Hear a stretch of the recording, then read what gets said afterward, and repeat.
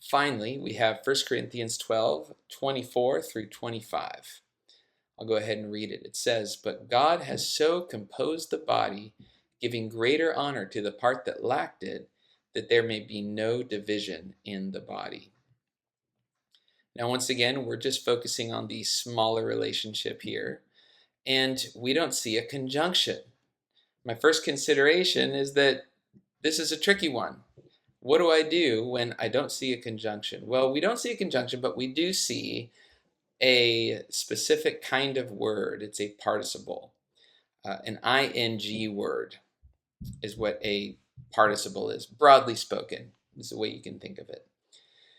And so let's consider what a participle, an ing word, might be saying, or how it might be relating to the previous statement. My third consideration is to probe these two statements with questions so that I can figure it out. Is the second statement answering a why question about the first? In other words, can I ask, why did God compose the body? And then answer it with, because he gave greater honor to those who lacked it? I don't think so. I don't think this is a reason for God composing the body. Is it a what question? What did God compose? Greater honor to that which lacked it? I feel like that's close, but it's still not hitting it on the head because we're missing the verbal idea. It's not a what question. It's a how question. How has God composed the body? Well, in a way that gives greater honor to the part that lacks it. That's the way that God composed the body. And because that is the way I'm seeing this passage, I think this is an action manner. Action manner, an action and a more precise statement indicating the way or manner in which the action is carried out. Now, I see a testing conjunction here. It says participles, which is exactly why I mentioned it.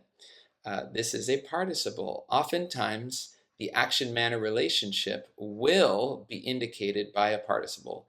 But be careful, because participles can also indicate many other relationships as well. They're not specific to a certain kind of relationship. However, the reason this is written is that there is a majority that might be considered action manner.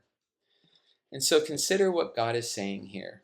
He has purposefully, intentionally created or composed the body of Christ with disparities.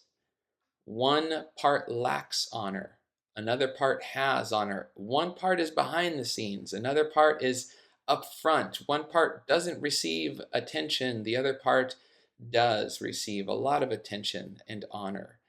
Why did God do that? Well, he did it for the sake of unity.